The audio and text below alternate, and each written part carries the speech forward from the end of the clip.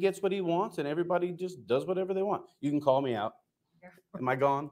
You're just, yeah. You're done. And hey, Me out. okay, so We're and not up for argument right now. thank you for your time. I hope it all works out. Like I said, no hard feelings. I do not care if there's a location there. But the easiest way is to make an agreement with his current vendor. Thank you. Thank you. One more speaker here. Uh-oh. No. The elephant.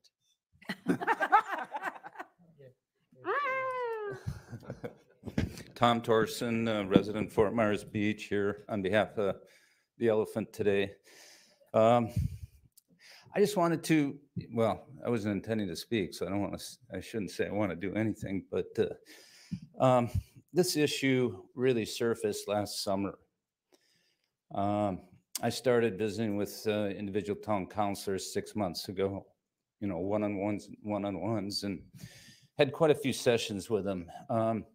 This twist, which I understand from process standpoint now, to swing this back over to LPA was just, days ago. So I apologize for not having direct and invested the time in you all individually to kind of explain to you some of the history and how we got to the point that we're at today. So if I could just touch on that just a little bit. So for the last 6 months, I've been interacting with the council on this issue.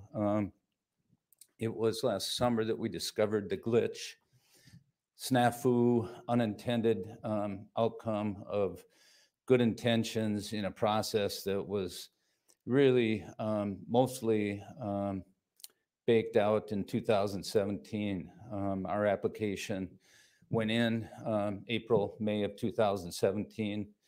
I know it seems like yesterday, but I was a lot younger then.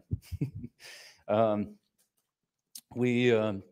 the beginning, this jet ski parasail beach vendor operation and having it be intertwined with the resort and operated by the resort was presented from day one. This is not a new issue. It was part of the whole CPD process that we went through. It was something that was really important to us. And it really wasn't anything that was contentious or I mean, yes, it was discussed. It was discussed in the process. Anita's right. She was the town liaison appointed by council. We did not interact with individual councilors until we got to the hearing process.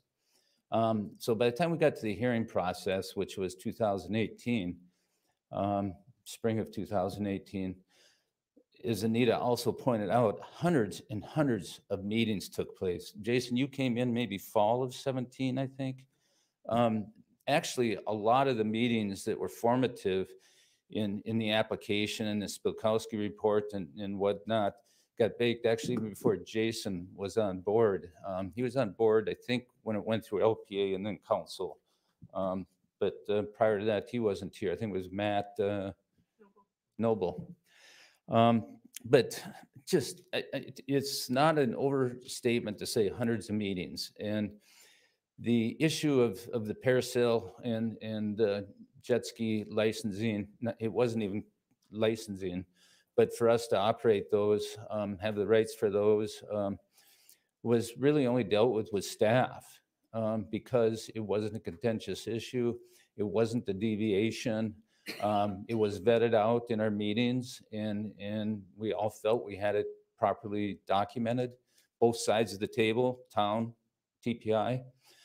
It was questioned in a meeting by myself,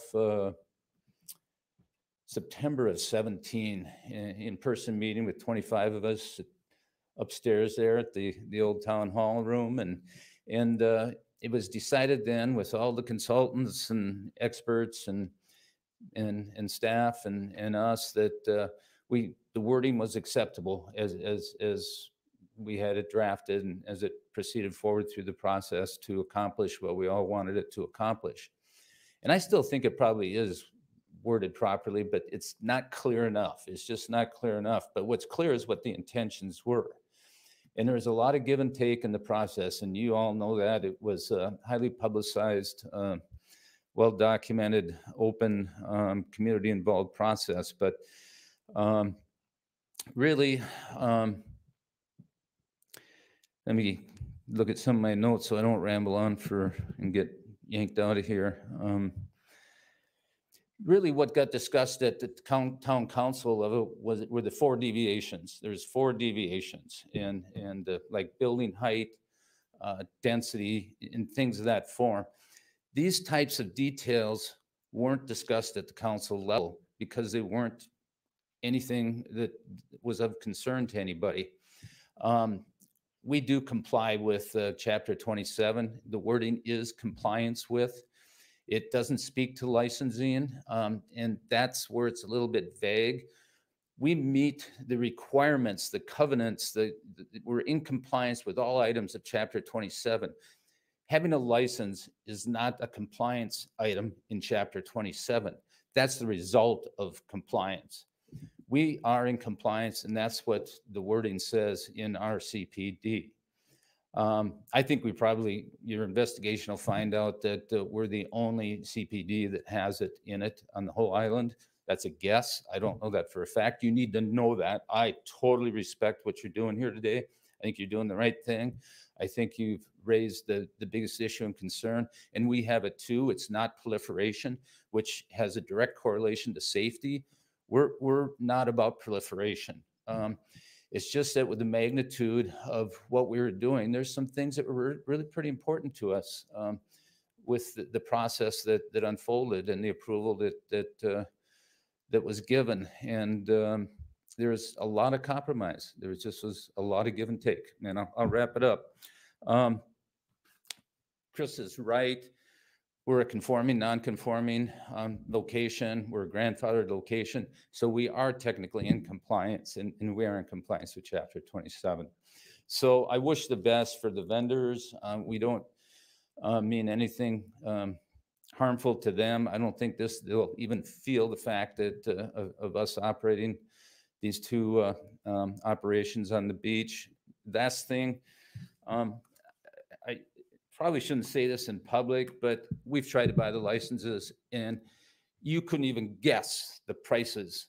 You couldn't even guess, and I don't even want to quote it. You would not believe it. It's up there in the magnitude of what the price of these houses are selling for these days. So that's just ridiculous solution to the issue. They don't want to sell their licenses. They want to keep their licenses. And so if you're going to buy a license, okay. Enough said. Thank you. Thank you. I really appreciate it. Thanks for moving this on. Appreciate it. We have one more to speak. Also the elephant in the room. You are? Today I am. What damn? How you doing, guys? Chase Hussey, representing Paradise Parasail, the PAL that is on Mr. Torgerson's, or sorry, the CPD in question. I had a bunch of notes. I actually wasn't even going to talk, but after that, I did want to just say a couple things. All right, let's start at the top. Just a little background. The company's been in here spending, what, 40 years would be this year that Paradise Parasail has been in operation here since 82. I've been with the company for 20 years, 20 plus. Anytime you see that yellow smiley face, the last 15 years has been this guy driving, owner operator. Where to start? To the best of my knowledge, there has been no communication with Mr. Torgerson until literally this morning when I walked in and introduced myself. There is a lot going on.